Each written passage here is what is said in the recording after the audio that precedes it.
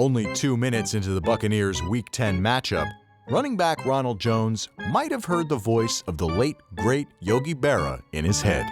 It had to feel like deja vu all over again.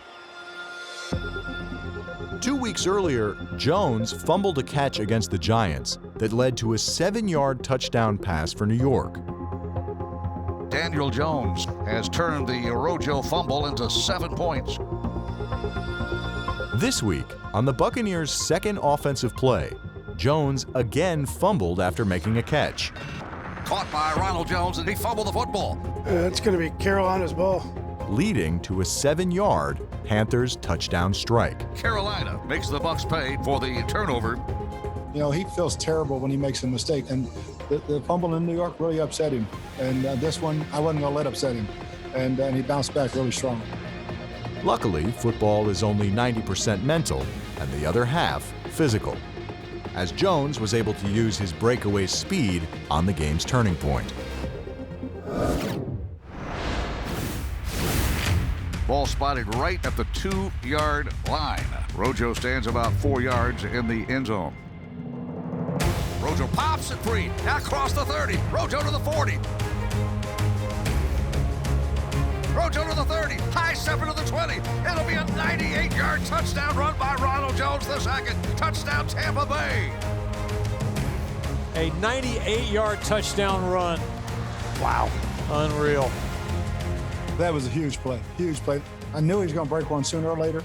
He was taking off. We were all excited. He was probably about the 50-yard line, and I was like, is he going to make it? You know, is he going to open up and go? You kind of saw Chin close on him. I know how fast Chin is. He just kept going. It was great to see, man. You don't have too many 98-yard runs. I don't think I've ever had any 98-yard runs, you know, that I've been a part of. So it was great to see the back of the 27 jersey rolling down the field. Started looking at the Jumbotron. I'm like, dang, you know, the buddy's moving, you know, back there. It gave me an idea where he was and just try to go down the middle and change the angle on him. Jones used the Jumbotron to keep an eye on Jeremy Chin. To avoid him, Rojo sliced his run to the middle of the field. Nice job using the scoreboard as he's running down the field to see where the defenders are coming from behind him. Keep striding, you know, cold turkey, so felt good, you know, get that long run though. On the long touchdown, the Panthers made too many wrong mistakes and had a sick feeling of deja vu themselves. Tremendously disappointing and very similar to the first game. Same run play, their duo run that they popped at the end of the game. Employing Leonard Fournette as the tailback, and with one less tight end in the game, Tampa put an exclamation point on their Week 2 victory with the same run. Wow, what a blast up the gut. On the game's turning point, the Bucs added an extra tight end and had Jones in the backfield to make the 98-yard house call. Right up the middle by Ronald Jones. We knew what play they were running. Shaq only screamed it to us 30 times while we were in the huddle. All the coaches, everybody on our team knew what play they were running. We just got to stay in our gap. It looked like Yetur Gross-Matos tried to swim his man instead of stay in his gap. And when he did that, they allowed the double team to move up to the linebacker, which created the big seam for Ronald Jones.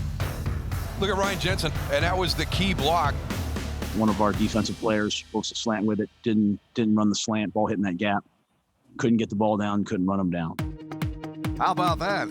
How do you make good a fumble on the second play of the game and a run into the record book for Ronald Jones II, the longest offensive touchdown in the history of the franchise? Just like Yogi Berra, Rojo knows his record will stand until it is broken.